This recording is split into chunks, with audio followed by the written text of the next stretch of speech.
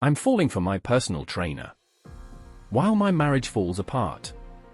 I've been married for almost 8 years. I'll call my husband Mark. He's 36, I'm 34. On paper, we look fine: suburban house, 2 cars, stable jobs, no kids, by choice. People tell us we're the couple who has it together. But that's a lie. The truth is, Mark and I have been drifting apart for years. He works long hours in finance, and when he's home, he's glued to his phone. Our conversations have become logistical checklists. Did you pay the bill? What's for dinner? Who's walking the dog? We don't fight often, but we also don't really connect. The intimacy is gone, not just physically, but emotionally. I can't remember the last time he made me feel seen. A few months ago, I decided to do something for myself. I'd been feeling sluggish, staring at spreadsheets all day, eating takeout more often than not. So I joined a local gym. I figured, why not try to reclaim my body and maybe my spirit in the process? That's where I met Jake. Jake is my personal trainer. He's 29, tall, with that kind of lean muscle build that looks sculpted but not bulky. Dirty blonde hair, perpetually tousled. Warm green eyes that crinkle when he smiles. But it wasn't just the looks. He had this energy, magnetic, confident but not cocky. He remembered little details about me, that I liked oat milk lattes, that my dog's name is Max, that I once mentioned I hated cardio but loved old school rock. Our first session, he said, "All right, we'll get you stronger. But no quick fix nonsense." Deal. Deal, I laughed, nervous. He grinned. "And if you hate me by week 3, at least your arms will look amazing." I left that day feeling lighter than I had in months. Not just from the workout. From the attention. Week by week, I started looking forward to our sessions more than anything else. Jake pushed me, but he also listened. If I was stressed, he'd adjust the workout. If I looked drained, he'd crack a joke until I laughed. Meanwhile, things with Mark only got worse. One night, after I came home sweaty and flushed from the gym, Mark barely looked up from his phone. "Don't forget we have that dinner with my boss Friday," he mumbled. I wanted to tell him how proud I was for hitting a new squat PR. How Jake said my form was athlete level. Instead, I just nodded. We went to bed in silence. It started small. "Jake, your posture's improving, you're walking taller now." Me, blushing, "Thanks. I feel different." Jake, smiling, "You look different, too. In a good way."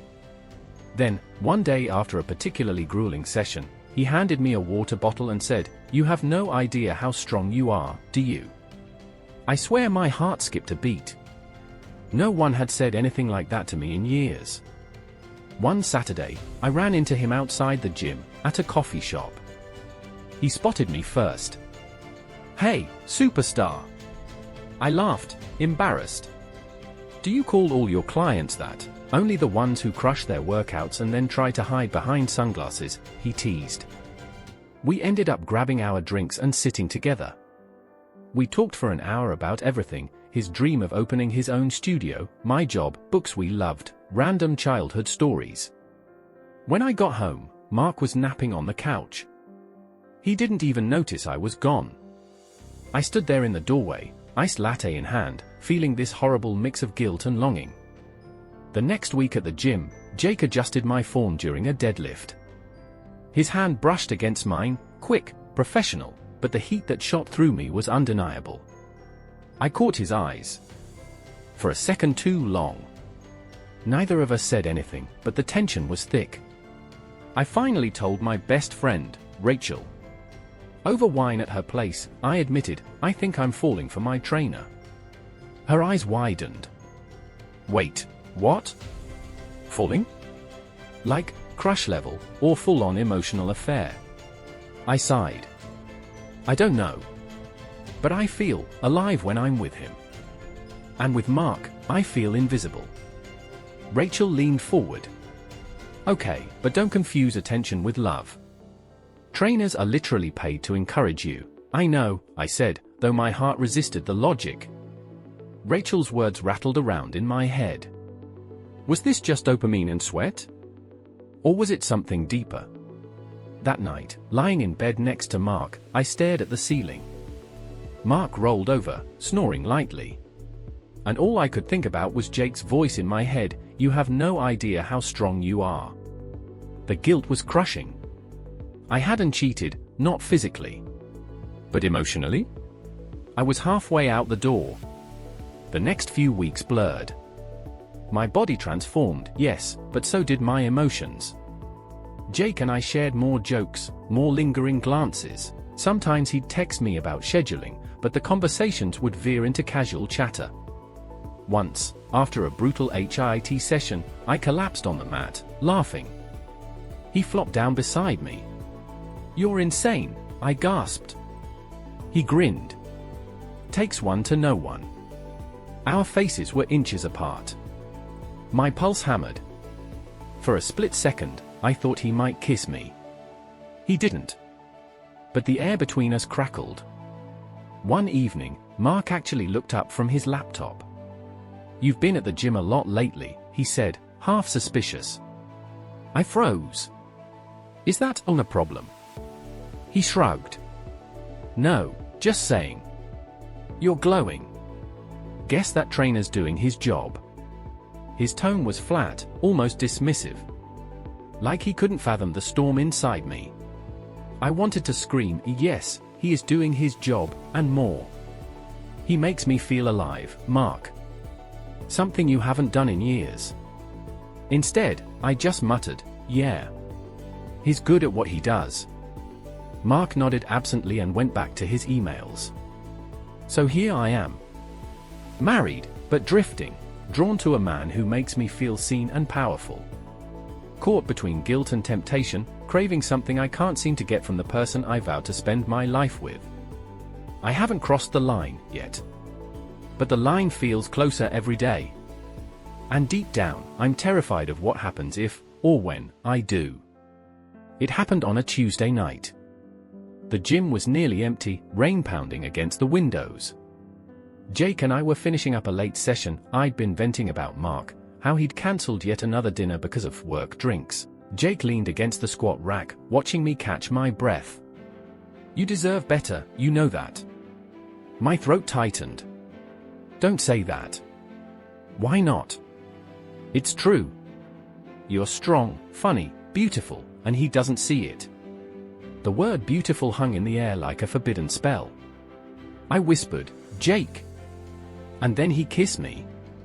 It was quick, desperate, like both of us had been holding our breath for weeks. When we pulled apart, I should have left. Should have said no. Instead, I kissed him back. I drove home in a daze, rain blurring the road.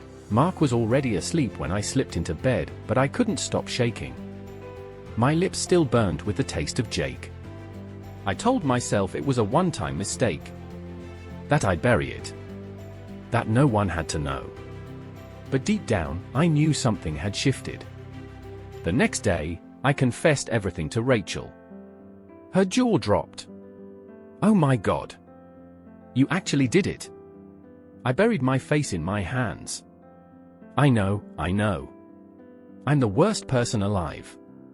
She grabbed my wrist. "Listen. You have two options: end it now and work on your marriage, or admit your marriage is over. But you cannot juggle both. It will blow up, and you'll lose everything." Her words were like a cold slap. But instead of pulling back, I spiraled further. Over the next month, Jake and I crossed every line. It wasn't just physical. It was dinners, late-night phone calls, talking about dreams and fears I'd never dared share with Mark. With Jake, I felt alive. With Mark, I felt like a ghost. I told myself I was just figuring things out. But the truth was, I was living a double life. One Friday, Mark asked casually, "Why do you smell like cologne?" My blood froze. "What?" He frowned. "I don't know, just different cologne. Not mine." I laughed it off, heart pounding, but I knew the cracks were showing. It all came crashing down 2 weeks later. I'd left my phone on the kitchen counter while showering. When I came out, Mark was sitting at the table, pale, holding my phone. On the screen was a text from Jake, "Can't wait to see you again tonight." Mark's voice was eerily calm. "Who's Jake?" I froze. My brain screamed at me to lie, but my mouth betrayed me. "He's my trainer." He nodded slowly. "Your trainer sends you heart emojis." Silence. My heart pounded. Then he exploded. "You're sleeping with him, aren't you? Jesus Christ, after everything I've done for this marriage, this is what you do." I snapped back, years of resentment spilling out. "Everything you've done? You haven't touched me in months. You don't even look at me anymore. Do you even know me? My favorite book? The last movie I cried at? No, because you're too busy with your damn job." His face twisted with fury and pain. "So you cheat instead of talking to me?" Tears blurred my vision. "I did talk to you. You never listened." The fight lasted hours. Accusations, shouting, slamming doors. At one point, he said, "You've destroyed us. There's no coming back from this." And the worst part? I knew he was right. I spent the night at Rachel's. I cried until I couldn't breathe. She held me, whispering, "This is what I warned you about." When I told Jake what happened, he pulled me into his arms. "We'll figure it out," he said softly. "Maybe this is the push you needed."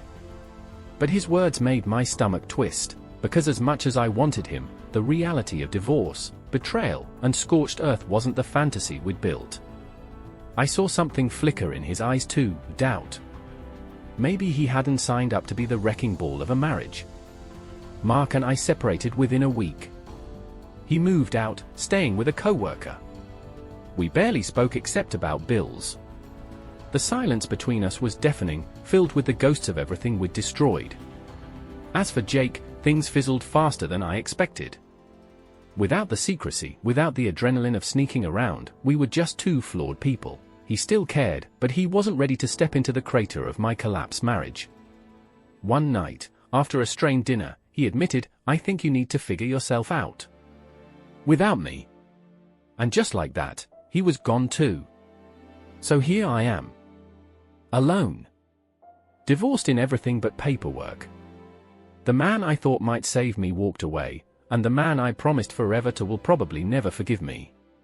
Sometimes I stare at the empty side of the bed and wonder if I ruined my life. Other times, I remind myself I was already drowning long before Jake threw me a rope. The truth? I don't know if I was in love with Jake, or just in love with the way he made me feel alive again. What I do know is this: choices have consequences. And mine blew up everything I thought was safe.